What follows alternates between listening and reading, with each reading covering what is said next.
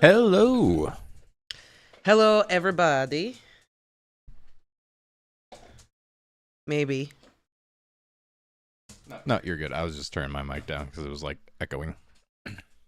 No, you hurt my lap. Rudy, be good boy.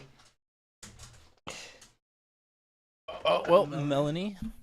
Hope you can join. Yeah, And hope if you not, can- I hope the stuff is good stuff that you got going on. Yes, sorry that you're busy, but if you can pop in, that's great. Oh, Ren, I get it. Work happens. All is well, Vane. Hello. Ah, Katie, hi. Hope everything's going good with you too, Vane. Ah, greetings from Washington. Hello. Welcome. Welcome, welcome. Set that there. This over so I can easily get at it. Hello. Oh, hello from Germany. Welcome. Hello. Oh, we're getting international. International viewers, international interaction. Oh, Katie's here. I always forget. Katie's in the UK. Yes, but yes, like that's true. But Katie is here a lot. Oh, move stuff around. Oh man. So, yeah. Yes, I is British. Oh my goodness. So, we were just thinking we would do something a little different. We've done quite a lot of Harry Potter stuff. But we thought this was a good thing to kind of do books in general, do some general book type discussions. And what's better than best first lines in a novel? Maybe we should do worst lines next. Worst too. lines is good as well. Yes. I was about to say, first impressions for a book, I mean, kind of sets the tone for everything. Oh and yeah. I'm thinking about it, there have been some books where I like read the first couple of lines and I'm like, I'm not gonna like this. Yeah, for sure. Let me see. Let me actually look at the first line in this book that I just recorded the review for. What did I? And feel free to contribute if you guys have any lines you guys love hearing. Yeah. Okay, fair enough. The first line of that book that I just reviewed, that'll be coming out in a little bit, the Fourth Wing review. The first line I was like, "Oh boy." Okay. Pretty rough. Yeah, I kind of knew right out of the gate. So that's not gonna be your first one here. No, it's not going to be my first. Gonna be your second. No. I ended up with a total of 9. Yeah, that's wild. Um, I probably could have came up with 9, but I ended up with like 5 just because I just thought like, I don't want to go crazy. I ended up with 9 just because I would rather have too many than not enough. Fair So enough. I figured I'll cover all my bases. Are yours in any particular order? No, Okay.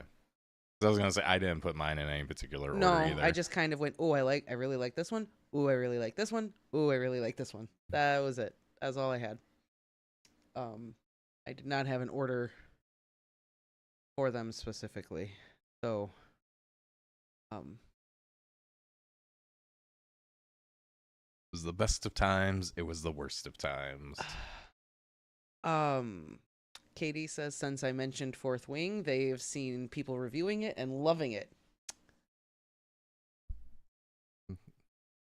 I don't think those people are gonna like our channel after we release ours. My review might be polarizing then, because I had a lot to say. You did find a couple good things in it, though. I There found were some good things. one good thing. I think in the review I said there was one thing I liked in this book. Kind of. So it just watch the review.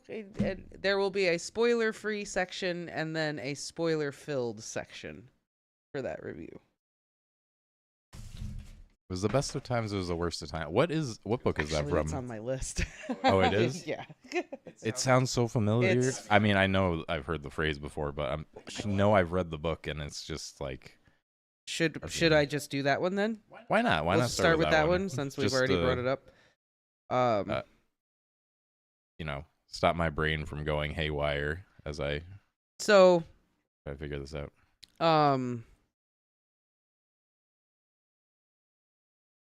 See, that's what I was thinking too, Katie. I know it's like a Dickens. It is Dickens. It is from A Tale of Two Cities. It is? Yeah. Okay. I knew it was Dickens. It was the best of times. It was the worst of times. It was the age of wisdom. It was the age of foolishness. It was the epoch of belief. It was the epoch of incredulity. It was the season of light. It was the season of darkness. It was the spring of hope. It was the winter of despair. We had everything before us. We had nothing before us. We were all going direct to heaven. We were all going direct the other way. In short, the period was so far like the present period that some of its noisiest authorities insisted on its being received, for good or for evil, in the superlative degree of comparison only. Oh, that's a mouthful. It's such a, brilliant little piece of writing, though. It's just genius. It is. There's a reason why Dickens is, well, Dickens. Yeah. Yeah, and it was definitely on my list. So there we go. There's the first one off of my list. Here we go. Test. Again. Test completed. Good to go, Melanie. There. Maybe that's a little better. Maybe I need to be right in front of it. Always tends to be me that has the problem. Oh, maybe. I don't know. Happy families are all alike. Every unhappy family is unhappy in its own way. That is, that's Anna Karenina, I think. That one I don't know. That one's Anna Karenina, I'm pretty sure. Ilya says, sorry for the minor spoiler, but one of the books from the Dresden Files was, the first line is, the building was on fire and it wasn't my fault. That's pretty good.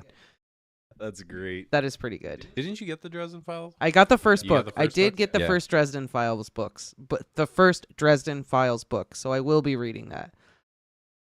I almost put that one on my list, but I did not. It is a truth universally acknowledged that a man in possession of a good fortune must be in want of a wife. I almost put that on there, but I didn't. But it is one of my favorites. I almost put that one. I wasn't like huge into Pride and Prejudice, but I did think that opening line was like pretty good. It's a banger. It's a good one. It was a great opener. I've never read A Christmas Carol. I should read it. Really? You haven't? I've never read it. No. I've never read it, but I have seen the play like Oh, I know the story like the back of my hand, times. but yeah, I've never actually read the actual story. Have you like gone and saw it performed anywhere? No, I've never physically seen a performance. I've only like watched the different iterations over the years. Like, if you go and watch a stage play, it's pretty much that. Oh, I'm sure it is. Like if you watch any like the movies and stuff, they usually have their own spin on it, but for the most part, the stage plays follow it. But yeah, that was a thing. My grandpa would always take us every year around Christmas time to go watch Christmas Carol. That's pretty cool, actually. I never want to watch it again. I've watched this so many times in my life. Fair enough. I do think A Christmas Carol is great, though. Personally, I think The Muppets Christmas Carol is the best version. Just saying. I mean, it's a pretty good one. It is. Oh, Melanie said read it. Oh, Katie said, yeah, the Muppets version. Yeah. The Muppets version. Melanie said we should read it this year for YouTube for like Christmas. Yeah, you could do that. We can do that. We've got our Halloween production halfway done. Mm-hmm. So we can get our Halloween production done in time for Halloween and maybe do Christmas Carol for Christmas. Yeah, that sounds good. I mean, Christmas Carol isn't that long, I don't think. No, I know it's not that long. It wouldn't take very long to read. No. Do you want to do a first line next, maybe, since we already did one right out of the gate? Sure. I got to open. It's on my computer. So Oh, okay. Got you. Star Kid did the Potter... Oh, really? I can press W. For some reason, it didn't pop up in my recent apps. Katie said that Star Kid, the people who did a Harry Potter musical, Mm-hmm. did their own version of A Christmas Carol set in the 1980s. Oh, that's great. I would watch that. That sounds good. All right. Do I start out? Oh, with the that's series? cool. Melanie says she took a class on A Christmas Carol. Oh, That was probably very interesting. yeah. I'm not surprised. Like, that's one of those stories that people have dissected for years. Out I'm of sure. all of Dickens' stories, pretty sure that one has had the most research done on it. It's short. Tale of Two Cities was such a good book, but it is a dense boy. Mm. I really did like A Tale of Two Cities, though. Like, I really enjoyed that book a lot. I have a confession. I never finished it. You Tale of never Two Cities. finished it? I never finished Oh Tale of my Two god, the end is what makes it so good. Cities. I spark noted it when I was in school when we had to read it. No. Oh, the end is like, the end just. I cried when I finished it. Like, I cried at the end of that book. You never finished it.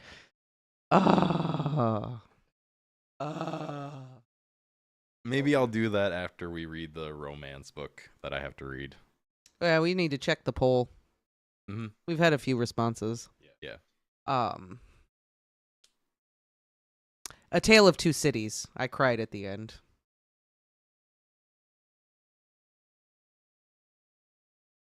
Right at the end of. Yeah, she asked me what book. yeah. I mean, I cry during a lot of books. But yes, I cried at the end of that one. All right. So What was your first one? Okay, go ahead, read it. What's your first favorite? we'll start out with this one. We'll do I saw this one when I was looking up ones that I wanted. It was a bright cold day in April, and the clocks were striking 13. Does anyone know what book? I mean, I did, but I didn't think you read this book. I didn't, but I've seen the line before. I know a lot of first lines, doesn't mean I've read the book. Oh, okay. But I Fair did know enough. this was what this one was from. But yeah, anyone know where that's from?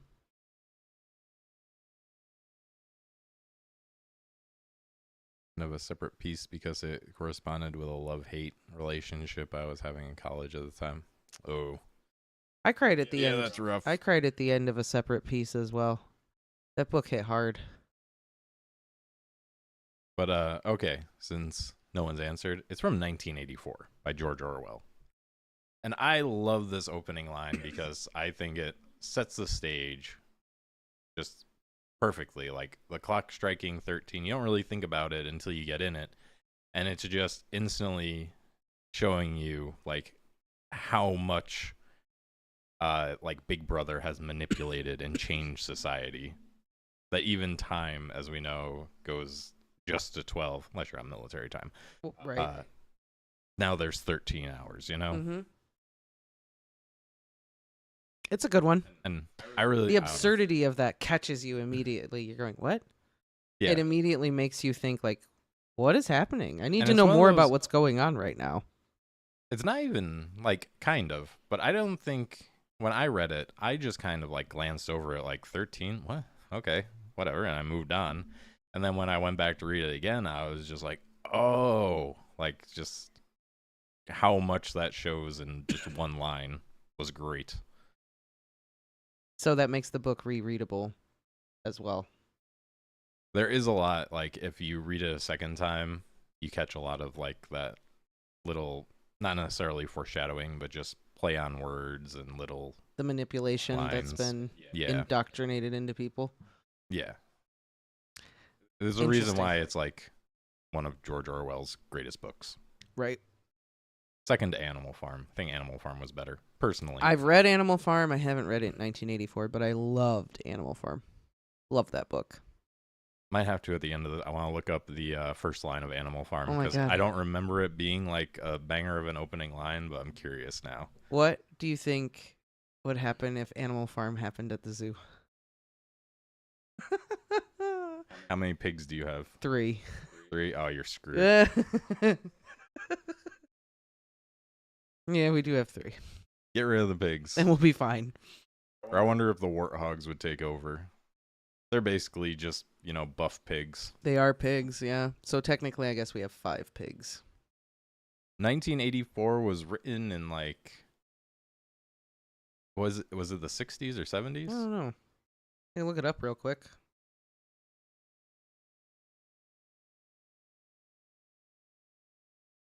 It was a while ago. 1949. That was way off. Wow. Long time. Yeah. Melanie said, could you write Animal Farm at your zoo? I bet I could write like some weird knockoff version of it. Oh my God. It'd be wild. Animal Zoo, the sequel you never knew you wanted. Right? I'll go ahead and put my next favorite on here because someone did mention it earlier as well. Okay. So one of my other favorite first lines is, Christmas won't be Christmas without any presents, grumbled Joe, lying on the rug. Mm-hmm. We know what that's from. Who knows what that's from?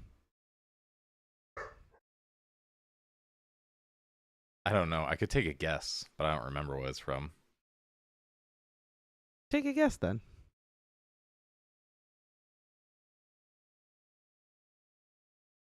Okay, maybe I could. I was gonna. I don't know. Charlie and the Chocolate Factory? Waldo's World got it. It's from Little Women. Oh, yeah, I wouldn't have guessed that. Never read it. I love it just because it encapsulates Joe as a person, and it's just Christmas won't be Christmas without any presents. Like it immediately pulls you into just obviously. It's somebody talking about Christmas. Like the warm Christmas feelings. Yeah, but then like they're griping sad, about it. Cold feelings of not having presents. Right, like are we not going to have why aren't we going to have presents? And then immediately after, I think Meg or Beth says something like, I hate being poor or whatever, and it just like immediately pulls you into the story of the family and what's going on. And I don't know, it's just a great way to dive in. It's who doesn't feel that way? Christmas won't be Christmas without presents. Yeah, it's the thing. Gotta have presents under the tree. Exactly. And it sucks when you don't. Unless you read Christmas Carol, then you know that presents aren't important. Well, of course, I guess so. Yes. As long as we have each other. That's all that matters. Melanie, you're probably right. I can't remember which one it is off the top of my head, but I will go ahead and say that I'm going to assume Melanie is correct. Okay. I have so many more. Go ahead. Okay. This one, just because it was just fun, and it pulled me into the book. We were somewhere around Barstow and the edge of the desert when the drugs began to take hold. Oh, I know that one for sure. Yeah.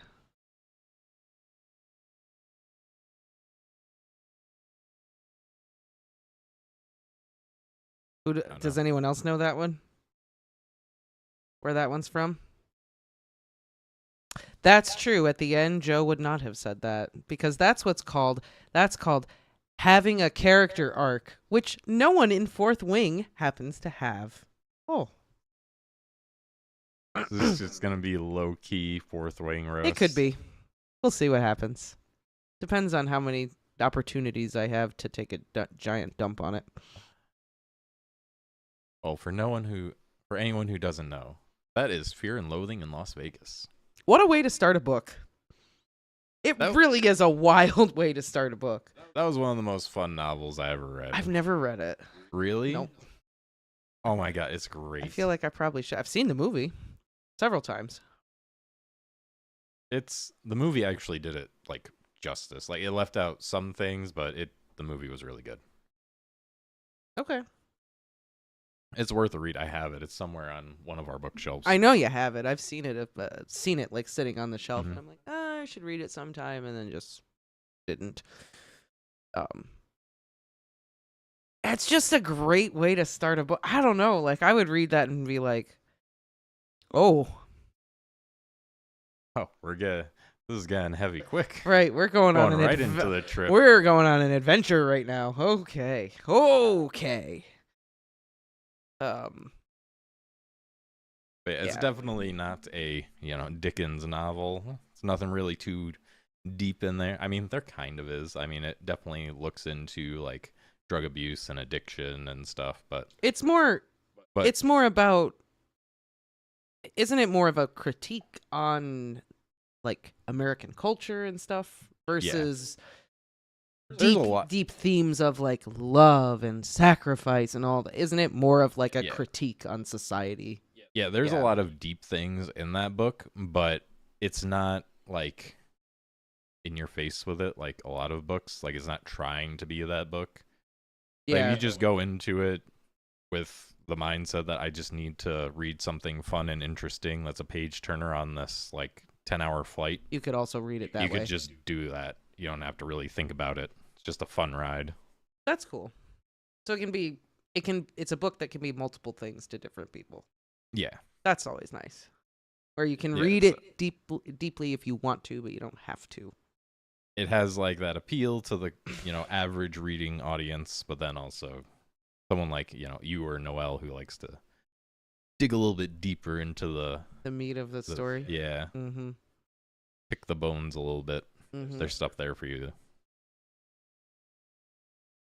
Okay. I mean, I'll read it at some point. You should. It's really quick. You could read it in an afternoon, probably. Yeah, it's not very fat. It doesn't. It looks. Yeah, like I think it's like less than 200 pages, Oh, super short. Super short. or maybe just over 200, somewhere around 200. I don't know if I want to do this one next. Maybe I'll save this one. I'll save this one. All right. I'll do this one because it's on the stream. So one of mine was Call Me Ishmael.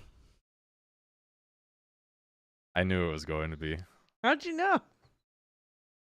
How'd you know? Because that's one of your like favorite classical books, I think. It is. I love that book so much. I was so surprised by how much And I I love had that to book. listen to it for like 2 months because you would fall asleep listening to it. Yeah. Yeah. So I pretty much have read the book subconsciously. Via osmosis. Yeah, pretty much.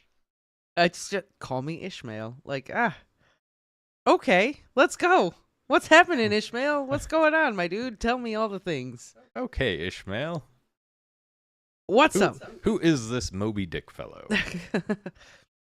It's one of the most famous lines in literature. Everyone knows it. Everyone's heard of it. Everyone knows it's attached to Moby Dick. Like, and the thing about it, when you read the book, he says, "Call me Ishmael." That doesn't mean that's his name.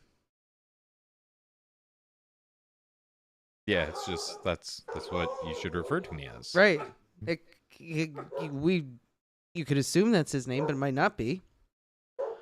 Who knows? But yeah, I haven't actually like read the book physically because it's kind of intimidating, not gonna lie. It is. It's not a book you just sit down and read. It really isn't. And I will note that Ishmael, I had to look it up just to make sure I was correct. Ishmael My back here. is the firstborn son of Abraham.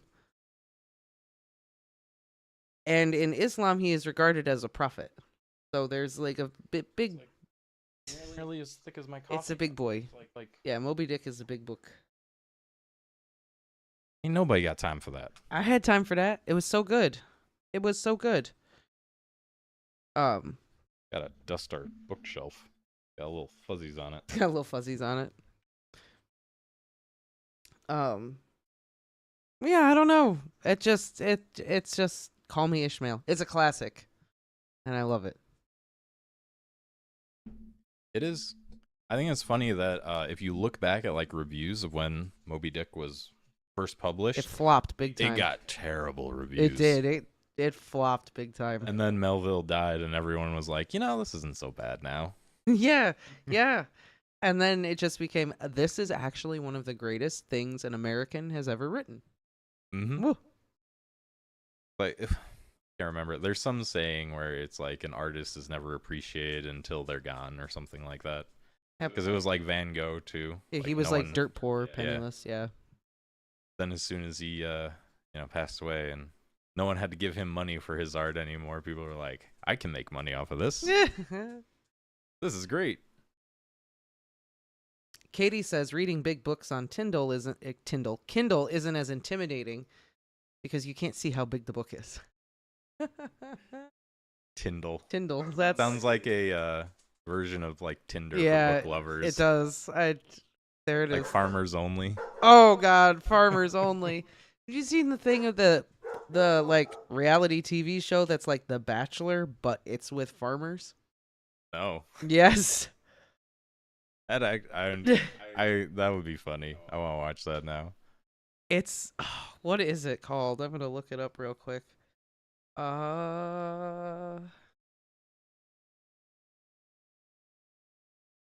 It's called Farmer Wants a Wife. And it's like all these girls. So what do you drive? John Deere 4500i. Just it looks. Oh, say more. It looks so terrible. But it. Oh, Katie's heard of it. Oh. This is what happens in America, folks. We got Farmer Wants a Wife. This is the U.S. Love Island, The basically. U.S. has a version of Love Island. Oh, okay. I haven't watched it. I don't know if I can watch it, to be honest with you. Don't know if I can do it. Well, I'll jump to my next line that I think that farmer probably said before he got on that show. I'm pretty much fucked.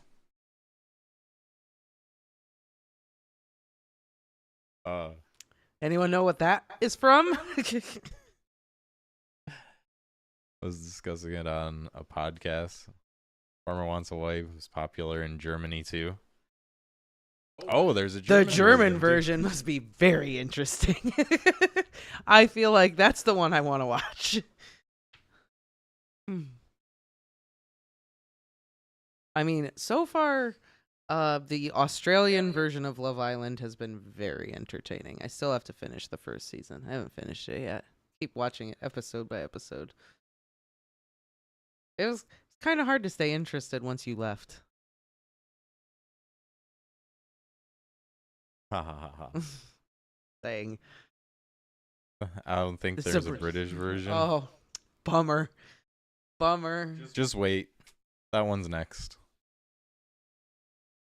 It'll be the I mean- spinoff for the Clarkson's farm. Clarkson's Farm. I would watch a British version. But yeah, I'm pretty much fucked is the first line of The Martian by Andy Weir. That line just drew me in. I'm pretty much fucked. Ooh, how fucked. Let's go. I also think it set the stage for just kind of how like casual it is. Like the writing. Yeah, Watney's pretty. Yeah. Which I liked. I think it worked I know for the I book. don't think it's everyone's cup of tea, but No, I don't think it's everyone's cup of tea, but it also complemented the story very well. 100%. I also think it was a great way to write that book because it was Andy Weir's first novel, so he didn't like try to be Dickens or, do all this creative wordplay. No one wants to publish Dickens anymore. I think I personally find that upsetting, because there's a lot of focus on pare it down, say it in less. You can say it in 5 words, and instead of 10, say it in 5.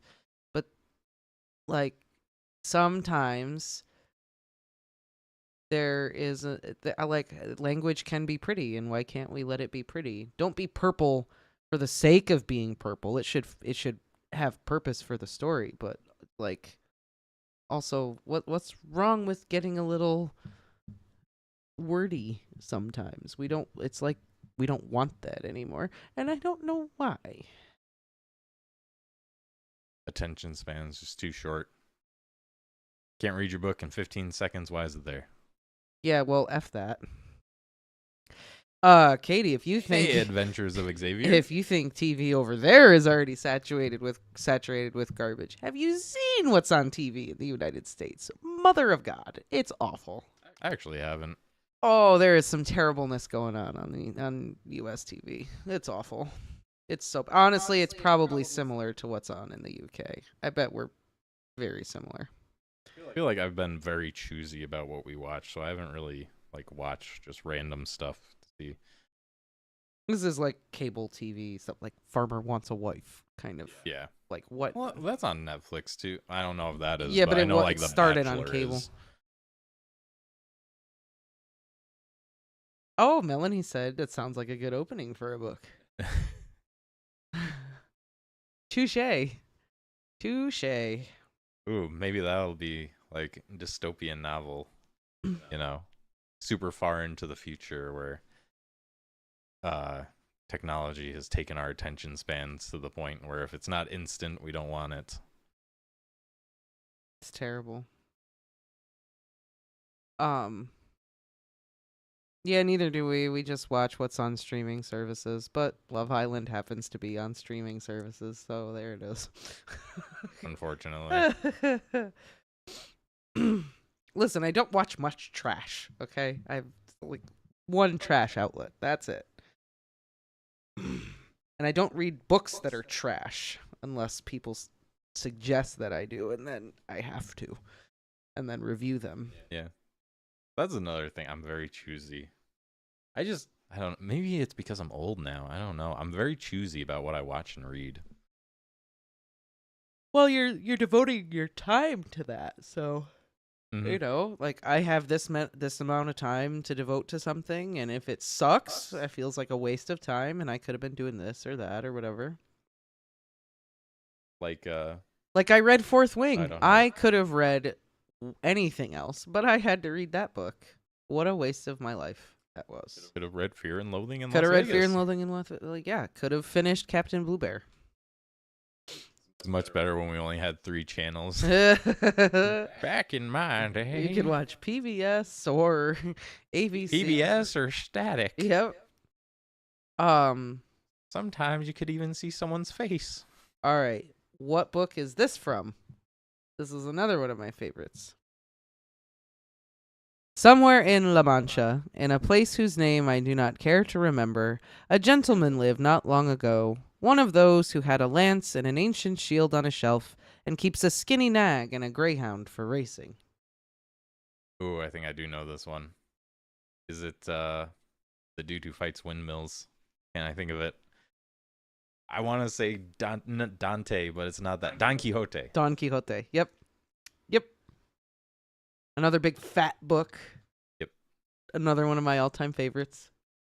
Another one I haven't read, but I think I know the premise and I know like I think you'd basically like it. everything that happens. Yeah, I think you'd like it.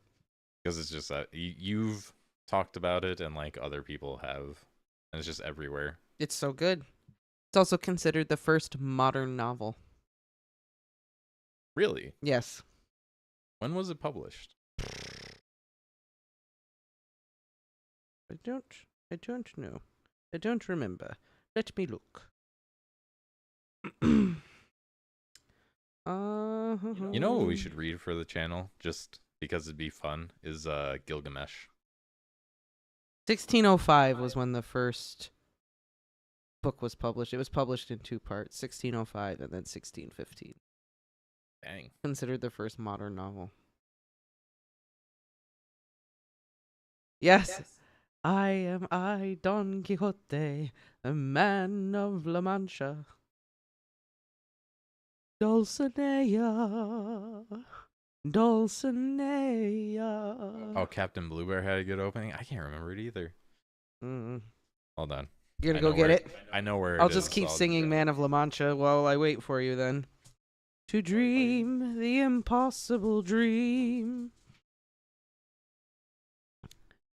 Um, Don Quixote is hands down probably one of my favorites of all time. I love that book so much. It's funny, it's sweet, it's charming, it's deep, it's poignant, it's all the things. Sancho Panza is fantastic.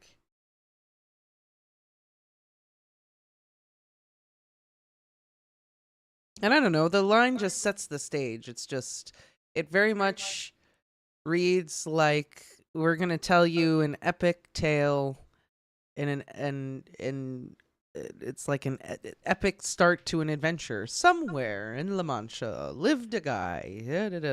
And I feel like that kind of setup has been copied over the years. I mean, he did it first, so then we have everyone else doing it after. And I don't know. I just love it. All right, so Captain Blue Bear, the opening is, a blue bear has 27 lives. I shall recount 13 and a half of them in this book, but keep quiet about the rest. A bear must have his secrets after all. They make him seem attractive and mysterious. That's pretty good. Hi, Adventures of Xavier. Did we not say hi before? Maybe we missed it. Apologies. That is a fun one. That immediately tells you that this book is going to be very interesting, a bit zany and off the wall, and curiosity is piqued. 100%. If you haven't read 13 and a Half Lives of Blue Bear, absolutely read it. It's so great. Hello, Harris with one R. You need to finish it too. I do need to finish That's it. how I knew where it was, because you had it out. Yes, because I decided I would finish it. Should I read another one before you read another one? Because Sure. I have more. Yeah, go for it. All right. I have a feeling Melanie will probably know this one, but we'll see. So this, you tell me if you know this one. This one is, last night I dreamt I went to Manderley again.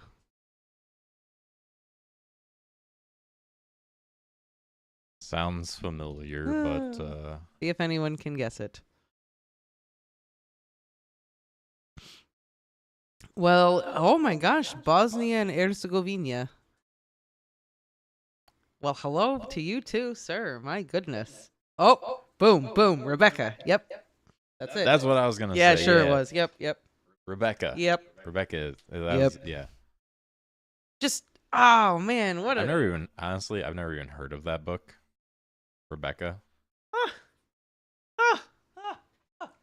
Couldn't tell you anything about Good it. book. Great movie by Alfred Hitchcock. Great film. Oh, so there was a book before the film? Yeah. I know the film. Yeah. The movie is based off of the book. I didn't realize there was a Yeah, book. it's a book. So good. Just, I don't know, that line just, the movie opens up with that too. It's she says, last night I dreamt I went to Manderley again. Ooh, it's very, Maybe that's why it sounded familiar. it's very just the mystery there. And just, what's Manderley? Where is it? Why are you dreaming of going there? And then when you read the book or watch the movie or whatever, you get through the whole story, and then you come back to that knowing the full story, and then knowing then you know why, like, oh my god, okay. The weight of that first line just is very very heavy after everything else that happens in the novel, in the film. I can't imagine like how much the authors must rack their brain for that opening line too. Because it's just writing like scripts and stuff for YouTube. Like that's the hardest part about it. Like after you get that first line, it all kind of just flows. But I imagine some it's writers always, write like, it out. How do I start this video? Like how do I open? I would imagine that maybe the first line for some of them is like the last thing they write, or they just write something down and then they think of it and they write it. You know, I don't know how a lot of writers do it. But I imagine it's different for all of them. Probably. I mean, But I feel like if a I writer... feel like it's cliche to say, but I think the hardest part is just starting that opening line. Oh, 100%. How do I start my book? Where do I start? What do I want? What's the first thing that is the first line? Is the first thing the reader's going to see? What is it going to be? Have you ever like read one line of a book and just said, I'm not going to like this, and then just decided not to read it? Yes. You have? Yes. Yep. Do you remember what book? Any like stick in your mind? 50 Shades of Grey. What was the first line of that book? I don't know what the first line of that book was because I didn't read it. I opened it up to the middle of the book and read like 2 sentences and went, "Dear Mother of Christ, this is terrible. I could not read this." I meant, did you ever like open a book like, maybe I'll give this a chance, then you just read the opening line and you were like, actually... No, I don't think so. I don't Okay. think so. I don't think I've ever read just one line and thought, I hate this. Because I don't think I've never not finished a book. I've Really? never not finished a book, yeah. Oh, Harris with 1 R. If you're going to watch an adaptation, watch the Alfred Hitchcock movie with Laurence Olivier and Joan Fontaine. Chef's kiss. So good. So good. I've had a handful of books that I couldn't make it through. Not many, though. I've never not finished a book, although I came really close with Fourth Wing. Fourth Wing and Twilight were the closest I've ever come to not finishing a book. You actually read Twilight? I read the first one, yeah. You finished that? Mm-hmm. Dang. It was really hard. It was a struggle bus to finish that book, but I did finish it. Dang. Yeah. I It was not applaud good. you there. Thank you. I'm trying to think. I mean, I know the sequel to Catch-22. I couldn't make it through. Just couldn't do it. Oh, Catcher in the Rye. But I was also forced to read that, so there's that. But yeah, no, I'm good on that. Yeah, fair enough. All right. All right, you want me to go, or do you want to do one more? I mean, I have 2 more that I absolutely want to do. The other all right, 2 well, are I just got kind one of more, fillers. so why don't you go ahead and do one, and then we can end on the fillers. Okay. Ew. I know what this line's gonna be. Hang on, I find it. How long is the prologue or the foreword? Well, this is a foreword and an introduction, and there's a lot. This is a lot of like analysis stuff. At the beginning. Oh. Um. I'm gonna say you're starting like halfway through. No. There's like notes in here. This is like the annotated version of the book. Oh. So there's like all kinds of stuff in here. All right, guys. One of my all-time, like this just, I can't even describe how this makes me feel. This just, I don't even know if I can just read the first line. I have to read like the whole bit. It's so good. Just go. It's okay. Just rip the Band-Aid off. Okay. Lolita, light of my life, fire of my loins, my sin, my soul. Lolita. The tip of the tongue taking a trip of 3 steps down the palate to tap at 3 on the teeth. Lolita. She was low, plain low in the morning, standing 4 feet 10 in 1 sock. She was Lola in slacks. She was Dolly at school. She was Dolores on the dotted line. But in my arms, she was always Lolita. Ew. Well, yeah. Wonderfully written, but after you know what the book is about, it's just awful.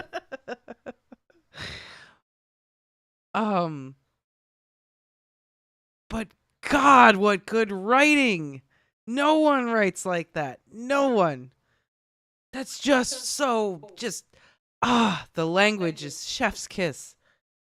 It's so brilliant. The whole book is just that's the entire book. It's just beautiful writing. And I can't do it. I just can't. in the whole romantic way that he just describes Lolita, like, just sets the stage for what an unreliable narrator he is, and what a garbage person he is, but how he's trying to fool you into thinking like he's actually a good guy and he's great. And like the entire book is like he's trying to convince you that, like, no, Lolita actually loved me. She reciprocated. She wanted it. It was fun. Like, and I'm a good guy and I'm brilliant and I'm this. He's very much like this narcissistic, obvious scumbag because he's a pedophile, but the whole thing is that he's trying to convince the reader that he's not. And it's just so brilliant. It's so good. I mean, I can't say anything against like how brilliant the writing is. I feel like it has to be when you write about one of the most disgusting topics and it's still talked about as one of the greatest books ever like, written. Kind of a big flex. Like, I'm gonna write about something that you all hate more than anything, but I'm gonna write it so well you have to read it. He did. Yeah, there's just references to so many things, and there's parody, and there's irony, and there's like Nabokov just puts everything in there, and it's just whoa. Great first line. Although I read like an entire paragraph, but like it all goes together so well. Line everything, I guess. Yeah. I think I've seen that dog before. Who is he? Oh. This is Rudy. He is my dad's dog. He's staying with us for a while. He's staying with us for a while, and he is a boy. He is a miniature pinscher. But not so mini. He is very rotund. We did not make him rotund. We've got him on a diet, exercise plan. Yes. He came to us rotund. Actually, he has lost a lot of weight. He has lost a bit, yeah. Which is kind of sad to say because he's still... Yeah. He's really... Had to cover his ears for that. Yeah, he doesn't need to know that. No. He's a handsome man, aren't you, Rudy? He is a handsome man. Yes, you're handsome. Just sit and be handsome. Okay? That's all you got to do. Just sit and be handsome. So, you said you have one more? Yep. Go for it.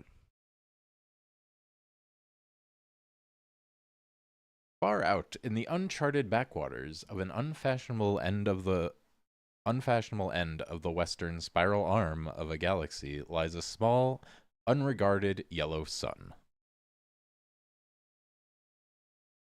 It's funny that you picked this one because I almost picked the first line from The Restaurant at the End of the Universe.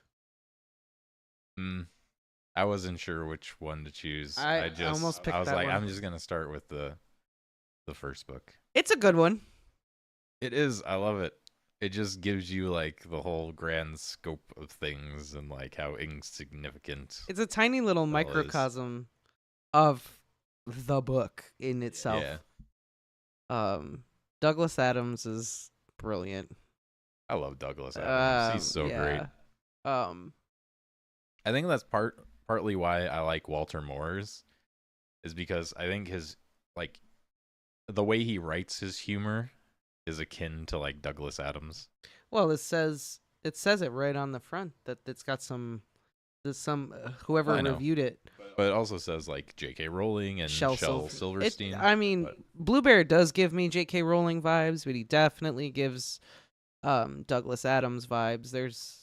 For sure. There's the humor it comes across like it's funny, but it's written in a way that it almost seems like he's not trying to be funny, which makes it funnier. Yeah. I love that it's just the unfashionable backwaters, blah blah blah, and just it takes the self-importance of humanity and just Yeah, just squishes it. Just a little planet in the way of advanced highway system. What was it? Intergalactic super highway. Super highway. Yeah. Yeah, that was it. At the beginning of that book, I always just loved because Arthur is talking about the bypass and he doesn't want the bypass to go through his house. And then it's literally just the same thing on an intergalactic scale. It just, it's just so funny. I did like that movie. I thought the movie was decent. Yeah. I thought it was not a terrible adaptation. The show wasn't. It's good in the same way like Godzilla's good. Gotcha. Okay. Like it was done in like the 70s, I think. So it's absolutely terrible, but it's like so bad it's good at this point. Got you. I think it's on Hulu. You can watch the show. But it goes through like all the books. Okay. It leaves a lot out, but for what they put in there, It's good. Okay. They capture the essence of it. I mean, like I said, I didn't hate the movie. I thought it was pretty good. I thought it was pretty good. I loved Bilbo as Arthur. Yeah. Martin Freeman was a great Arthur Dent. Great casting He was perfect. And I liked Mos Def as Ford Prefect. He was not what I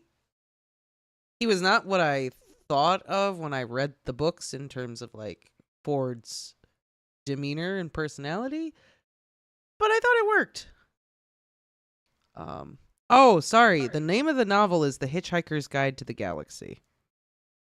Yeah, sorry. Thought I said that. Harris with an R. With one R. Have not seen the Little Mermaid remake. Haven't watched it. Don't know if I wanna, to be honest. You know, they're doing the like new dark Disney books. Yeah. Or they do like the alternate universe. Mm-hmm. They should like remake classic Little Mermaid with all the darkness. Oh God, yeah. That you want to traumatize some kids? Tell the real story. Oh. Can we go see the Little Mermaid? Of course we can. Oh my God.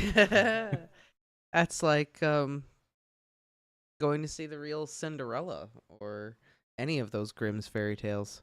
Yeah, might as well take your kid to see Saw. What's she doing with her toes and those scissors? Don't worry about it. Just look away. She's just trying to get her foot in the shoe. Oh, that reminds me of the episode of the IT Crowd where she buys the shoes and they're too and small. They're so small. She forces her foot in it anyway. Oh man. I love that show. The IT Crowd. Love that show. Is that your last one? PG-13. Yeah. Okay. So I did have one more quote. And I don't know if this will come as a surprise to anyone. But are you ready for it? Number 4, Privet Drive. Am I right? The last one I picked that was like top was Mr. and Mrs. Dursley of number 4 Privet Drive were proud to say that they were perfectly normal. Thank you very much. So, yes, you were right. I feel like that's the most English of English opening lines ever. Right? It just like sets the tone for everything. It's just so great. It's so good. It's so good. It's a fantastic opening. Just like okay, the Dursley, you know exactly who the Dursleys are immediately. It is very British. It's like very, very British. Thank you very much. Just, it's so Not even good. that, it's just very posh. It's British. yes. The thank you very much is so good. Perfectly normal. And then as the chapter goes on, there's like a moment where Verdon says something like he thinks to himself like he imagined it or would have imagined it if he had approved of imagination, which he did not. Like,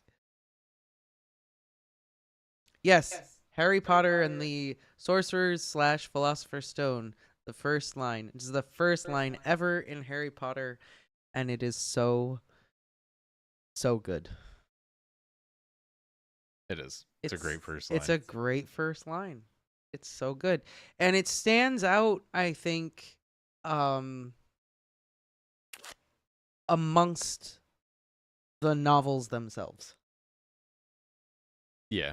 In comparison to, say, like the first line of the subsequent novels, like that one is that It's also just very memorable it is. and like quotable. It's very quotable. It's very memorable. As far as like the opening lines of the other books, like they just don't hit as hard. They're not as they just don't. Right, sir? Belly. Good to belly. Oh my god, you can see it in the video. Like you can see it. What, his belly? His belly. Look it on the screen. I won't say anything. Oh my goodness. That look I got. The opening of book 4 is good too. Yeah. Mhm. That's honestly the opening of book 4 is the one I remember.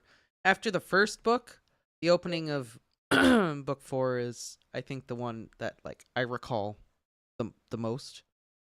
Mm-hmm. 7 is good too. I love the Dark Lord ascending because it's Stop being weird. Voldemort in the first chapter. What? Sorry, Rudy was like being weird.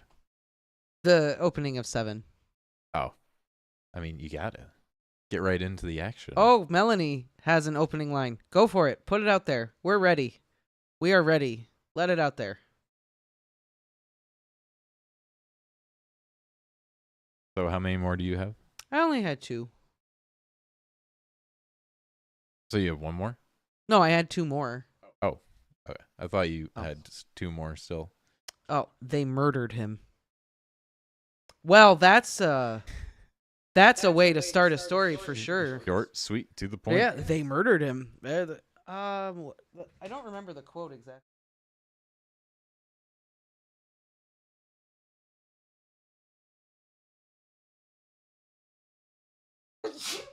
Take your pick of which book.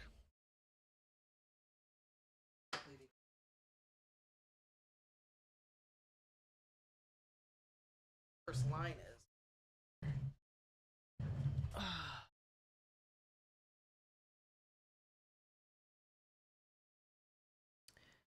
The opening of 4 is...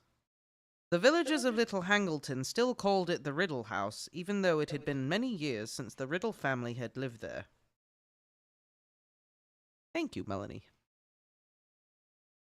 What is they murdered him from? I feel like I should know that, and I don't. What is that from? Or was Melanie saying bless you? No, they murdered him. Yeah, no, Melanie was saying bless you. Is that a book, though? No, Bless she's you? saying bless you because Okay. I sneezed. So yeah, that's the opening in book 4. And then I think the opening in 7 is something like the 2 men met on the street and whatever.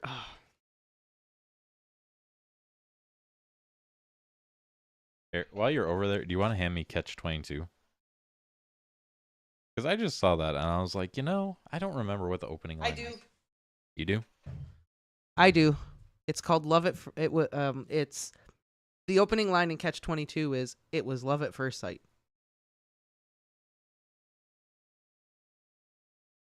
I swear the opening line of this book is, Okay. "Yep. The two men appeared out of nowhere, a few yards apart in the narrow moonlit lane." I knew it was something like the two men. I wanted to say the two men popped out of nowhere. Like, but have you ever read John Varley, the Gaia trilogy? If not, I think you would enjoy. Thank you for sharing. The Gaia trilogy. I feel like I've heard of that. Maybe. Here, I feel search like it I've up. heard of that. You want to type it in closer? Oh, never mind.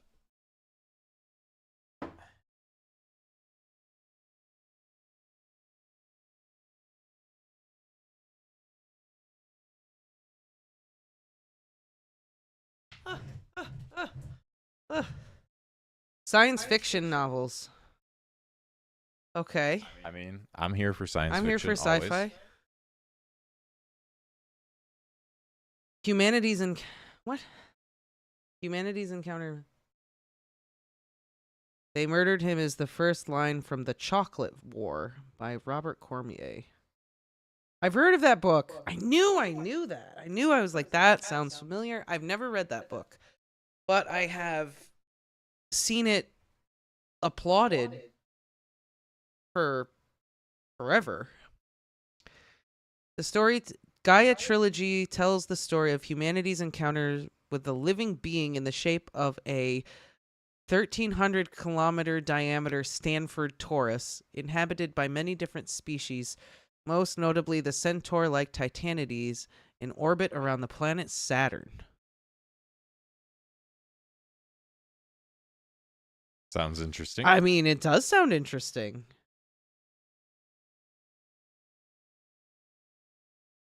Okay. So, I mean, it sounds interesting. Halo, the book series. No, I'm just kidding.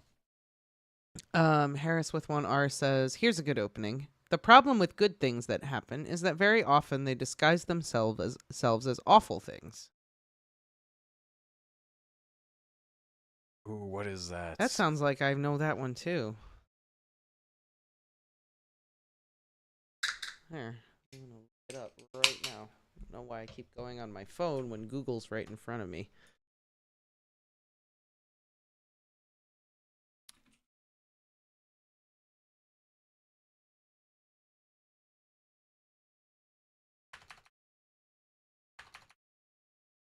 Having trouble?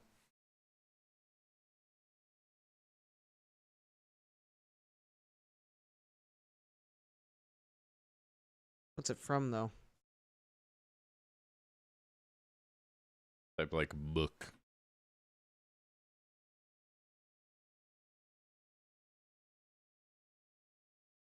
When good things happen to bad people? I feel like that. Well, Melanie, the Chocolate War is one of those things where I don't think I would watch the movie first. Like the Chocolate War, I feel like I would just read the book, see if I like it.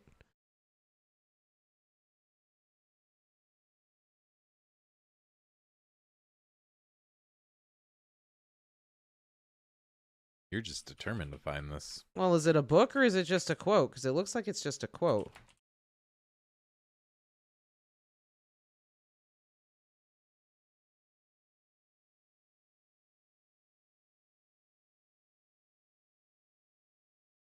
The bookshop on the corner.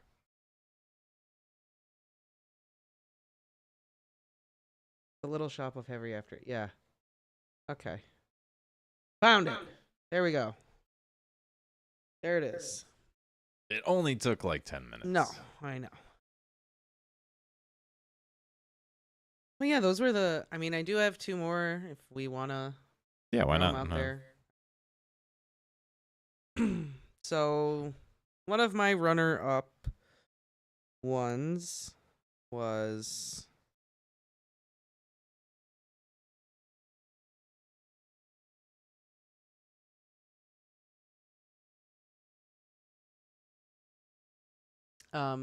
Melanie will know this one. right off the bat. When he was nearly 13, my brother Jem got his arm badly broken at the elbow. I'm surprised you didn't include that one. I almost did. I know that one. I almost did. What's that one from? To Kill a Mockingbird. Mm-hmm.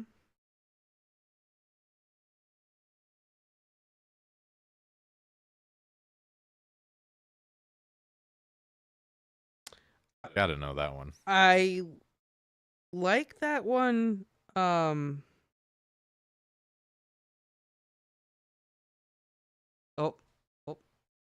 Well, Biggs kind of spoiled it, so Sorry. that's all right.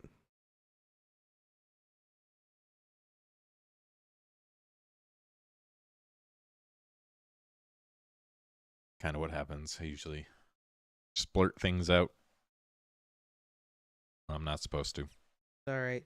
I'm looking for the first line of this next one. Oh, I thought you had them written down. I did, but I lost this one. So I don't know if I can guess your last one. Like, I could have probably said To Kill a Mockingbird. fair enough. Kill a Oh, that would be Mockingbird with a cool. Chuckle War.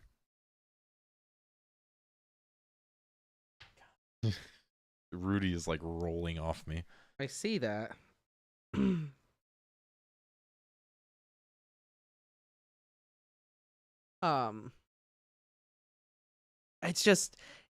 It's a very straightforward first line to the point again. Like, when he was 13, my brother Jem broke his arm at the elbow, and it correlates all the way to how the story culminates and what happens when he breaks his arm, and how all the events leading up to it circle back to that. Yeah. And it's just it's a way to draw you in immediately. Like, oh boy. Boop, boop, boop. Like, that's tragic. Boop, boop, How did that happen? Boop, boop. Yeah, that's a bummer. I bet that hurt. Then you carry on. And then you immediately know, like, my brother Jem is an important character. He's going to be an important part of the story. What happened? How did he break his elbow? He's going to get hurt. And something bad is going to happen to him. You already know, like, the reader already knows, like, something's going to happen. And it's going to be tied into other things. I should read that book again, just like to read it, because the only time I read it was for school. You know, when you're forced to read something, it's not the same. Yeah. I mean, I remember. I think I've read it. Like, the big points. That book does have one of my like favorite quotes though, from Atticus. Which one was that?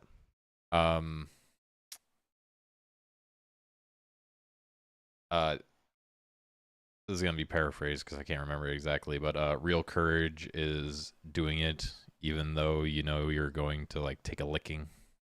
What was that quote? Honestly, I'm not thinking of that one off the top of my head. I thought you were going to say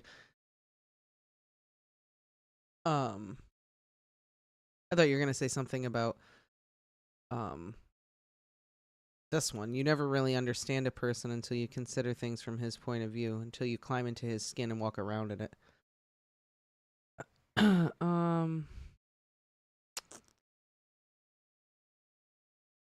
You're just gonna go through all of his quotes? No, I'm trying to find the one you're looking for.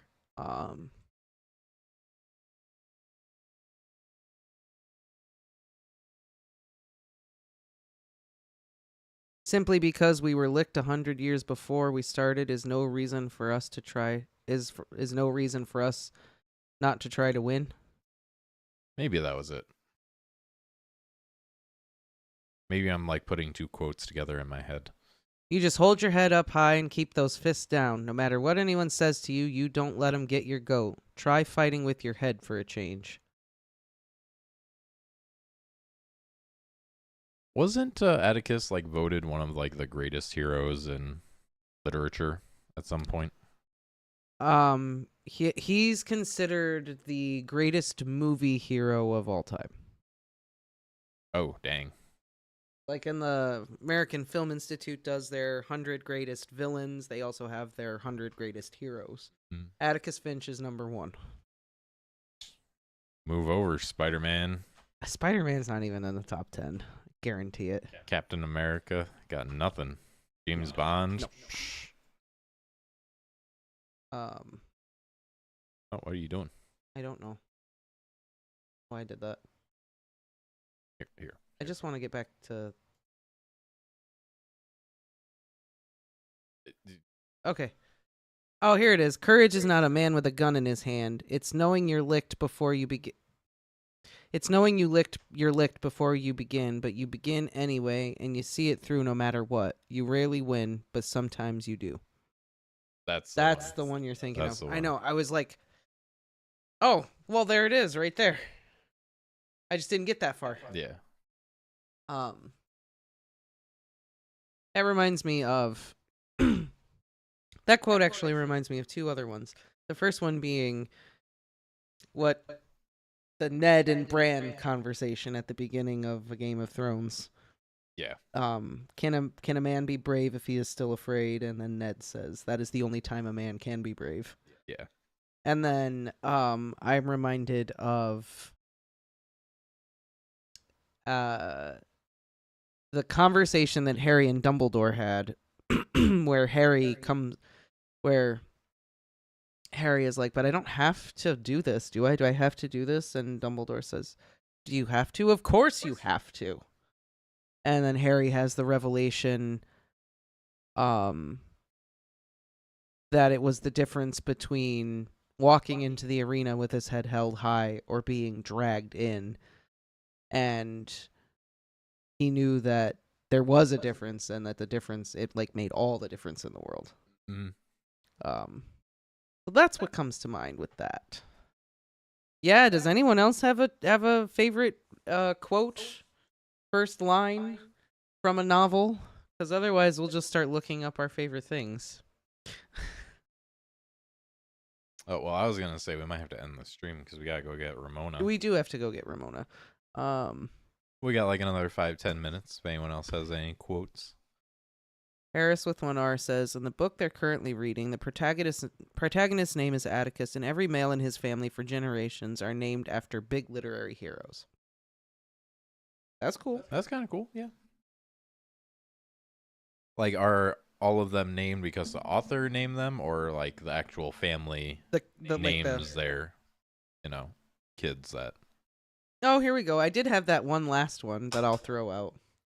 You guys can all tell me if you know what this is from.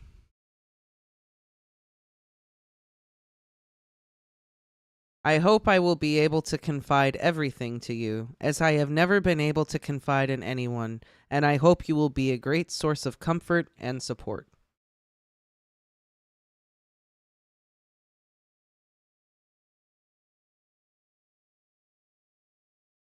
Yeah, I don't know. Does anyone know what that's from? War and Peace. No. Nope. Winnie the Pooh. Nope. Yeah, I'm just throwing out books. I have no. Anne Frank.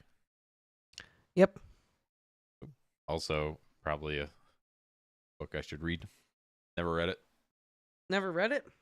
Nope. We had to for school, and I didn't read it. Trying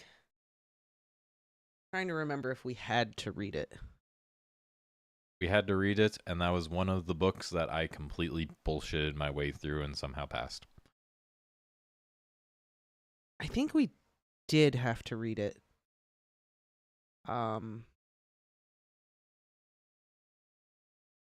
I just read that first line. I just was looking things up, and I read it years ago. I haven't read it in a long time, but I read it, and just...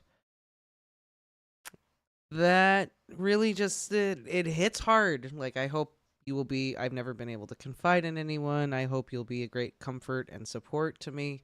And then to think that she wrote the diary the entire time, and how awful her life was, like being in hiding and all of that, and how much of an outlet and support the diary must have been for her. Like, how hard that must have been for her. It just, that first line is like like very real and open. well, she's writing it, I think, but like it's a little bit before her birthday. And so she's just thinking she's gonna write, her daily things, and I don't, there's no way she can anticipate that then all of this stuff is gonna happen, and I don't know. Oh, that's before everything goes down. She started writing in the diary like before they went into hiding, yeah. Oh, okay. Like she, I think she like goes to the cinema, and she has like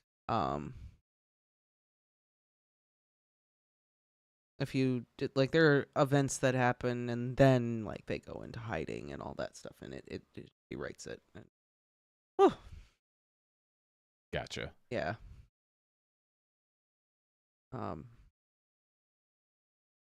It's a good read. All right. It's a deep read. I don't like saying it's a good read. Like, it was a great book. Like, it's a diary of a real human being who died in the Holocaust. Like, I don't.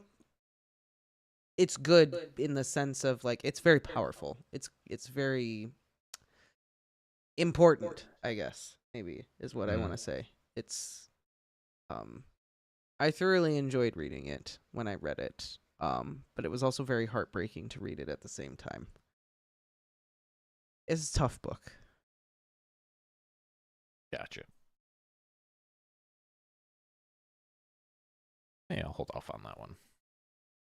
You also have to bear in mind it is the writing of a like 12 to 14-year-old girl. So she talks about 12 to 14-year-old girl like things in there. Yeah, maybe I'm too old for it now. Well, maybe not. I don't know. I mean, but there are things like she talks about like getting her period and like all that kind of stuff, and it's part of being a girl. Average everyday stuff. Amsterdam once. Oh yeah, I'm sure. I've seen it on like documentaries and stuff, but I've never actually been there. But yeah, I can't imagine. Yeah, yeah. And it wasn't. It was two families just crammed into this tiny space together. It must have been hard. Leg dangling, sir. And stinky. Yeah. Like, that's the one thing, like, all these type of, like, post-apocalyptic novels and these stories where people are just kind of crammed together like that. Mm-hmm. And one of the things they never really talk about is just how bad it must smell. Like, anyone who's been to a concert knows when you stuff a bunch of people into a small place, yeah, it stinks. Mm-hmm. Now imagine doing that for weeks. Mm-hmm. Well, and we also know that, like, Harry Potter never took a shower, obviously. Yeah, he's just magic, I'm just kidding. Like Smelly Armus. And he's good. I know that I was reading something actually about Love Island, and they were saying, like, the little booth where they go to do, like, the single interviews, where it's just, like, them and the camera. The like Islanders have all said like it stinks because it just is them sitting in this hot room, and they all go in one after another, and like they don't clean in there until they're all done like doing the interview. So they're all sitting there. So everyone's fighting to be the first one in. Well, yeah, and they're sitting there everyone else after being in the hot sun with all their sunscreen on and everything else, and they all go in, and then they all like have to shower one at a time because there's only like one shower, and like all this other stuff, and I'm just like, oh, okay.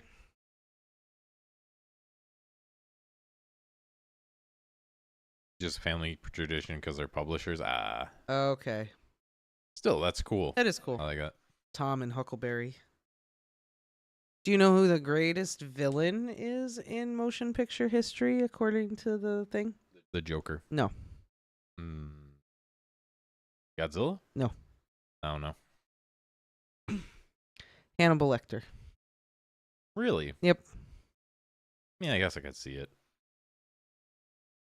He's But I probably number wouldn't one. jump to him. Why is he the greatest villain? Because he's evil incarnate.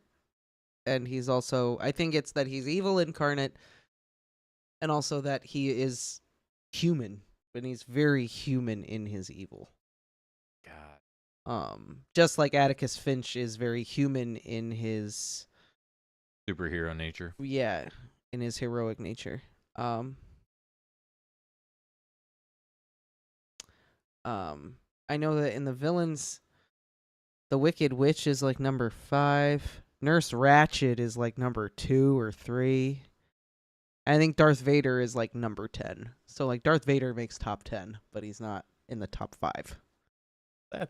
That seems out of place. But he's top 10. I know, but I'm just saying, like, I don't know. I just thought, like, Darth Vader. He's Darth Vader. He's evil, but at the same time, it's He's also Darth Vader. He's an icon, right? yeah. Nurse Ratched is evil, 100%. The Wicked Witch, like, right. hands down. One more opening line. Okay. I am writing to you because she said you listen and understand and didn't try to sleep with that person at that party, even though you could have. Any idea? I have no idea what that's from. But I'll agree with Melanie. That's intriguing. Like, I'm sitting here going, oh, okay. Now what? Like, I'm intrigued. I want to know more. I have no idea what that's from at all. What about Voldemort? I don't know if it was a book, but it sounds like a line from 13 and a Half Reasons Why. Perks of Being a Wallflower. Oh. So honestly, that kind of I see the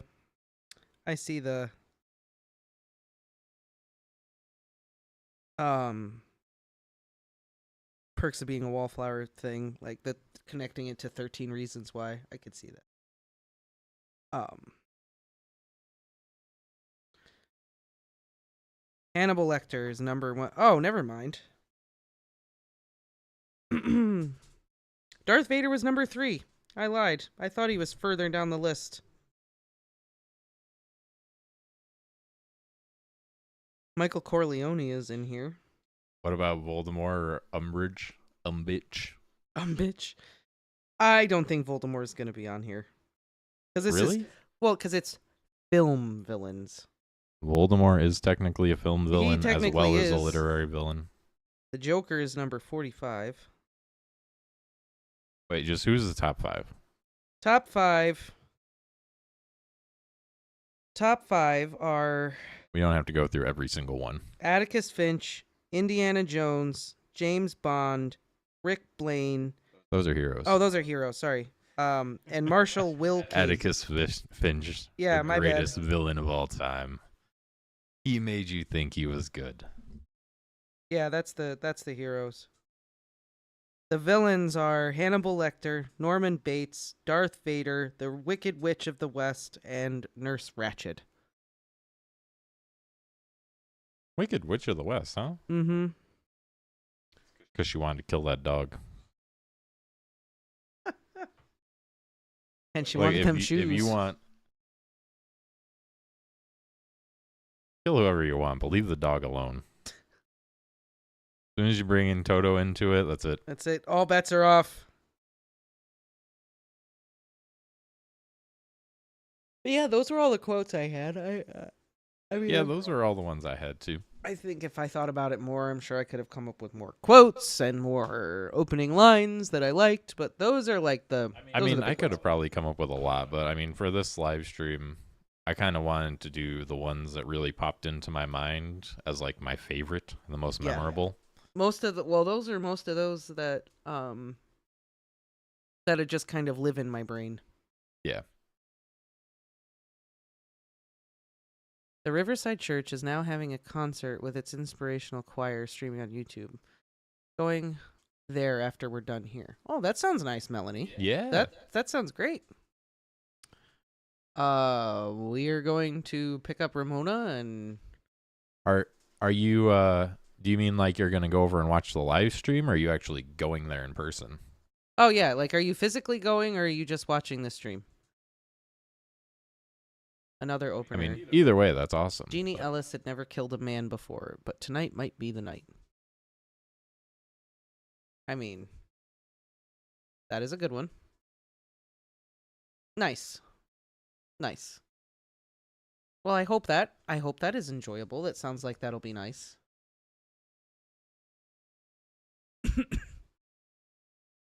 All right. On that note, Yeah, I think that's about it, everybody. That's all I got. That's all we got for now. until next time, we'll be back with another live stream probably. When do you think? Well, what do we want to stream next? I don't know. We'll have to figure that out. But if you have any ideas, please leave them in the comments. Yeah, if you guys have any live stream ideas, put them in the comments. We'll look at them. Otherwise, we'll come up with something of our own and do the thing, and we'll let you know when the next one's coming. All right, everyone. Take care. Bye. See you next time. See you next time.